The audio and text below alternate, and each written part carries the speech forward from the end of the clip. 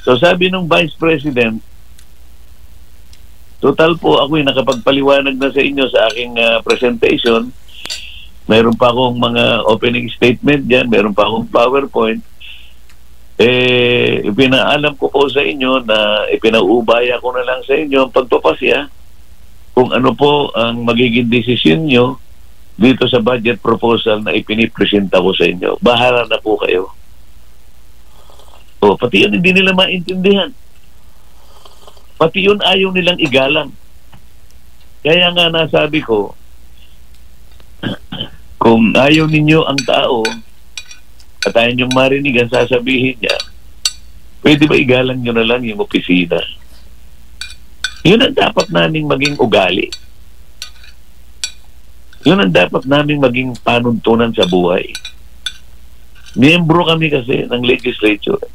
Sila'y executive. Yung paggalang sa isa't isa ay dapat manatili. Ngayon, kung pinaalala ko sa kanila yon at ang nakita nila, pinagtatanggol ko yung pangalawang Pangulo, problema na nila yon, Adma.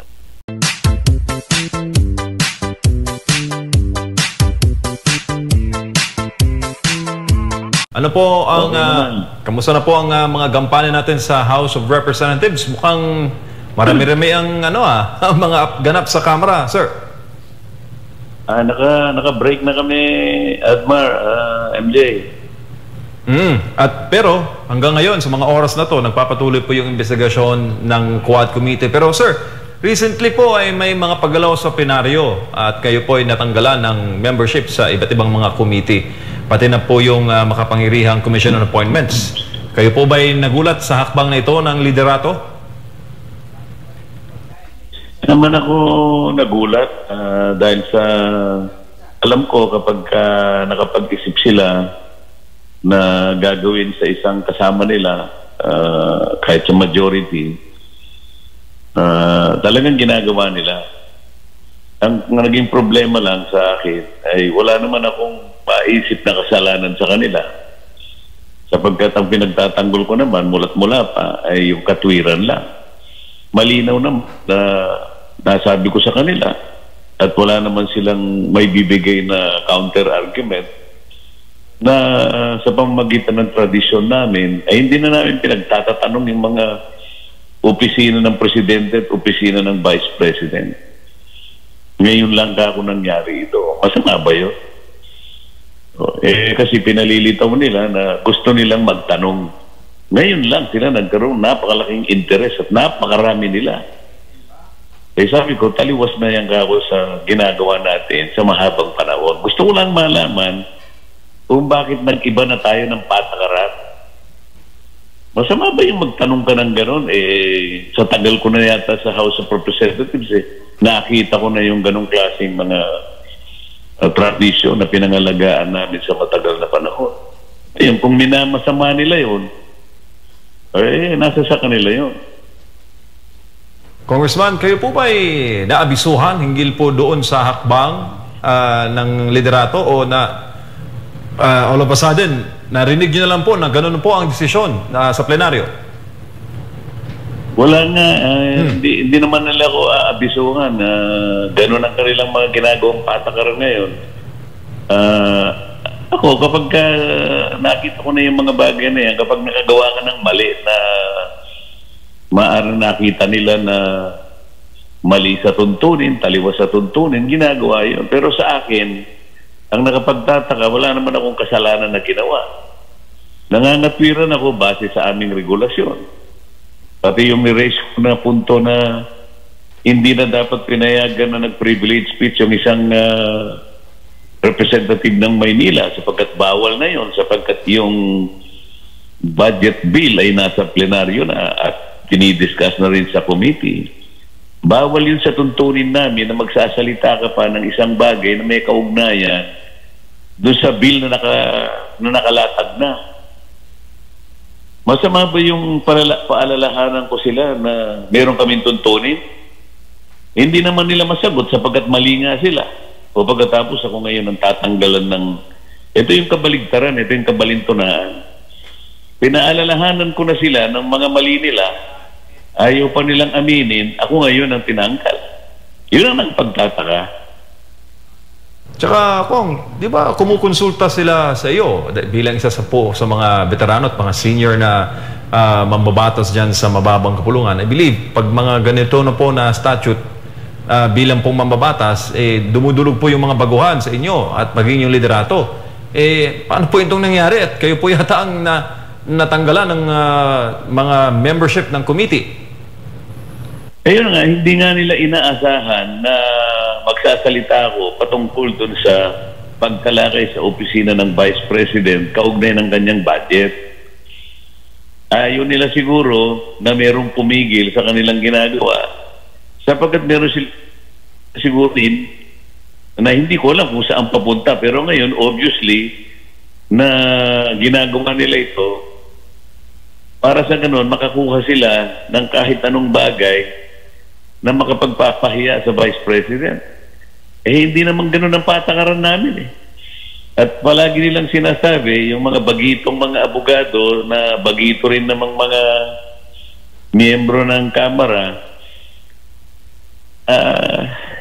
yung sinasabi nilang public office is a public trust. Ang layo naman ng argumento na yun. Kung sana yung nagsalita na yun ay hindi abogado, hindi abogada, hindi na ako magtataka sapagkat hindi niya maring hindi niya naintindihan ang kaugnayan na sinasabi niya. Kaya lang abogado yung magsasabi. Kaya medyo nakapanlulumo, nakalulungkot kung bakit pati mga abogado sinasadya na nilang maliin yung kanilang pag-i-interpret pati provision ng saligang batas. Hindi naman pinag-uusapan na kung mo public office sa public trust na hindi na namin igagalang yung aming mga tradisyon. Hindi naman nangangulugan pag ginalang mo yung tradisyon, hindi na accountable ang isang opisina. Ang katunayan nga nito nag-issue nga ang COA ng notice of disallowance. Ang ibig sabihin nun, the Vice President is being asked to account. So, di accountable siya, di ba? Hindi mo rin naintindihan yun. Napakababaw naman na yun. Di pa maintindihan. Abogado pang mga sinasabi. Ang mali lamang dito, hindi muna nila hayaan ng Vice President na sumagot sa COA at magpaliwanag sapagkat meron siyang 6 na buwan na natitira pa. Ang gusto sila na yung makikita mo na talagang may mga plano na hiyain ng Vice President. Isip-isipin mo, notice of disallowance pa lang. Wala pa namang yun magpapaliwanag pa lang ang opisina ng Vice President. Ang gusto nila, unahan na nila ang COA. Ang COA nga ang nag-a-account Ang COA nga ang nagsisiyasat, hindi kami. Wala kaming wala kaming mandato na siya sa atin ang pagkakagasta ng bawat opisina. Ang sa amin briefing lang, kung magtatanong lang parang formalidad kasi naging tradisyon na nga namin bilang paggalang at pagtitiwala sa 2 pinakamataas na opisina ng bansa. Ganon ang kalakaran, yun ang written rule. Bakit hindi maintindihan ng napakasimpleng paliwanag na yan? Pero, Kong, sinabi po ng isang kongresista kasama po ninyo, hindi na po pinagkakaisahan, nilinaw niya na hindi pinagkakaisahan ng House leadership si Vice President Sara Duterte. Ito po ba ay parehas ng inyong pananaw? Anong hindi pinagkakaisahan? Lahat nga naglululundag na gusto, ang gigigil na magtanong Ang sinasabi ko sa kanila, anong itatanong ninyo ang COA, magpapaliwanag pa nga lang sa COA, hindi nyo ba naintindihan kung anong nature ng notice of disallowance?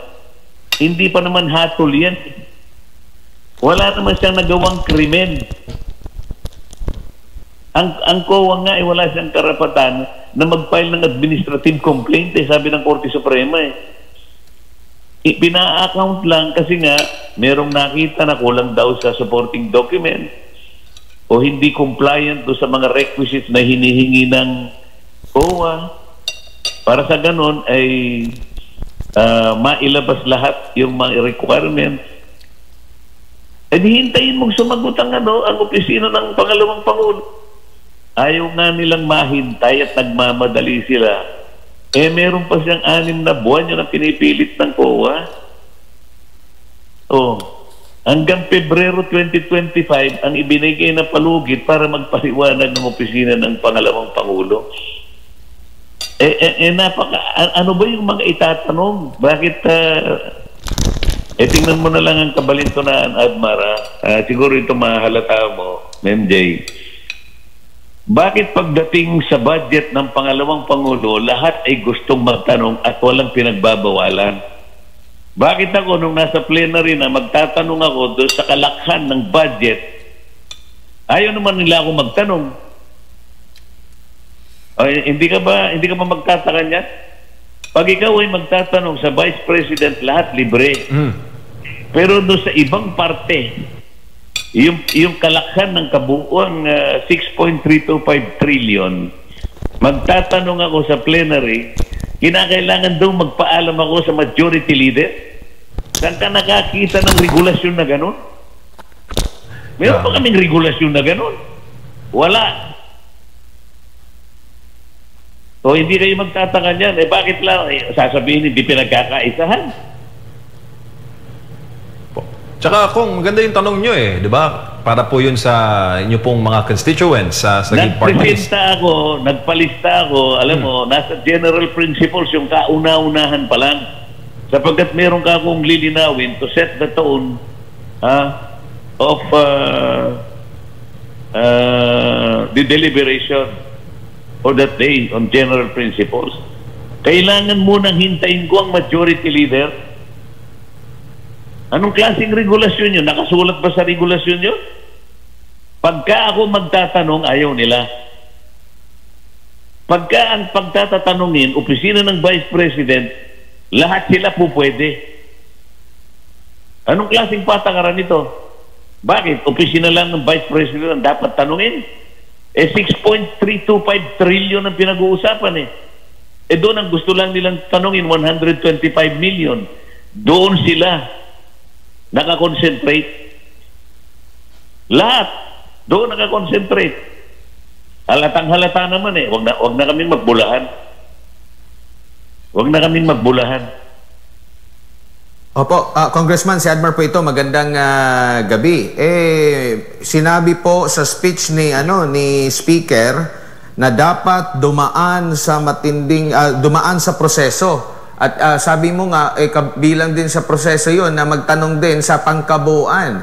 Dahil hindi lang naman yung budget ni BP Sara ang tinatalakay, kundi kabuuan. So, paglabag din ito sa mismong pagsasabi, sa sinabi ng mismong leader ng Kamara. Ayan ang tanong mo ngayon. Yun nga po, kasi dahil bakit hindi sinusunod nitong mga kasama nyo po sa Kongreso itong mismong sinabi ng kanilang leader? Double standard na nga nangyayari, Admar Pagka sa ibang panig ng budget, ayaw na nilang magpatanong. Pagka yung opisina lang ng Vice President, doon ka lang pwedeng magtanong. Bakit? Doon pa naman nagkaroon ng tradisyon na isa sa dapat huwag nang tanungin yung opisina ng Vice President sapagkat yung inakasalig doon sa pagtitiwala sa co-equal branch of government. Executive sila Ito yung dalawang mataas Judiciary, formalidad na lang. Hindi rin kami nagtatanong Lalong-lalo na yung budget namin. Walang nagtatanong dyan. Wala rin nag-present. Nakita mo ba kung sinong nag-present ng budget ng House of Representatives? Meron ba nag-present? Meron ba nagtanong? Yun nga dahil parte ito ng tradisyon na. Kumbaga, time-honored tradition. Ng tradisyon, ito'y tatlong co-equal and coordinate branches of government. Yung executive ay symbolized by the two highest positions in government. Office of the President and Office of the Vice President. Hindi ba nila naiintindihan yun? Sabi ko nga sa'yo, kung yung mga nagsipagtanong na yon ay hindi mga abogado, baka napagpasensyahan ko na sila Alam mo, ayaw ko nang patusin yung mga yan. Abogado pag nasabi, akalay mo sasabihin, ay katuwiran lamang ng ano, sapagkat we are the power of the force. Sus Mario Joseph naman ang pangangatwiran. Saan ka naman nakakita ng pangangatwiran? Lahat ng opisina ay accountable. Kaya nga, hindi ba nila nakita? Mismong COA na ang nag-issue ng notice of disallowance. Anong ibig sabihin nun? The office of the Vice President is being asked to account. Oh, hindi ba malinaw sa kanila yun? Opo. Tinatakpan ba namin ang Vice President? Hindi. Ang mag-a-account kasi COA, hindi kami. Hindi kami COA. Kaya lang, ang pagtatanong na gusto nila, manghiya. Malinaw yun eh. Malinaw yun eh. 2025 ang pinag-uusapan na budget, ang tinatanong 2023. Nakakita ka ba ng gano'n? Halatang halata eh. Opo. Alam mo, kung nasa korte lang kami, puro objection na mangyayari sa kanila eh. Kasi, yung pinag-uusapan 2025, kumbaga stipulation of facts, halimbawa, o pre-trial order, sinabi na ng korte, o itang tatlo lang ang pagtatalunan ninyo o kayo lalabas dito. O, ibig sabihin, 2025 lang ang pag-uusapan natin dito, ha? Pag magtatanong ka ng 2023, objectan ka ng kalaban mo, patay ka. Congressman, naalala ko po, di ko lang alam kung sa ngayon na Congress or sa last Congress, nung ipinunto nyo rin po yung nagiging hakbang na ito ng COA, kahit na hindi pa pinal, pero naglalabas sila ng initial investigation na napapasama yung isang ahensya ng gobyerno na hindi pa pala pinal. Kumbaga, may kulang pa pala, pero nagsita na sila na isa publiko na ito. Minsan nagagamit talaga ng media, minsan nagagamit ng mga ibang mga kritiko laban doon sa ahensya o di kaya sa opisyal kung sino yung namumuno ng ahensya. Naalala ko po yun Congressman. Confidential naman kasi ang nature niyan, yung notice of disallowance. Ang problema, kapag nagpasubpi na yung committee ng House of Representatives, mapipilitan na ilabas ng COA. So hindi na siya nagiging confidential. Dahil nga, gusto nila, sila yung magtanong. Nakukuha ba? Gusto nila sila yung magtanong. Uunahan nila yung COA. Ang sabi ko nga sa kanila, you are more popist than the Pope. Hindi pa nga nakasasagot ang pangalawang Pangulo, nakarapatan niya munang sumagot dahil yun ang proseso. Kayo na yung naglululundag. Ayaw pa nila yung term na naglululundag O yun ang gigigil. Baka gusto nila yung nagigil And nabanggit mo nga, confidential fund yung hinihingi nila ng mga dokumento rin. So, tapos nasa Korte Suprema na rin ito, kini-question, pero gusto pa nilang mauna. Yun na nga. Kasi sasabihin nila, hindi. Sa amin, wala naman kang ganito, sapagat kahit na nasa korte niya, isa rule namin. Kapag ang pinag-uusapan is investigation in aid of legislation, budget briefing ang pinag-uusapan namin, hindi naman kami nag-iimbestiga Pati yun, hindi nila maintindihan. Hindi ba nila pwedeng i-distinguish yung budget briefing at saka yung investigation in aid of legislation? Mga bagito kasi itong mga ito Congressman, dito po sa mga pahayag din ang nabanggit nyo ng mga bagito na sila po ay parang nabastusan dahil hindi sumisipot po sa budget hearing itong si Vice President Inday Sara. Hindi pa ba sapat yung paliwanag ni VP Sara? Dumalo siya sa una, tapos nagpadala pa siya ng mga liham na ipinauubayan na niya sa Kongreso yung kapalaran ng kanyang budget. Nagkulang ba si VP Sara para mag-inform dyan po sa House of Representatives sa kanyang nais na mangyari doon sa kanyang budget? At nabastusan pa itong mga ilang kongresista. Nahalata na kasi ni VP Sara, nahihiyain siya. Kasi nga, alam din ni VP Sara na meron kaming tradisyon. Noong 2022, ginamit namin ang tradisyon, 13 minutes lang, kapos na yung budget ni VP Sara. Kung maalala mo.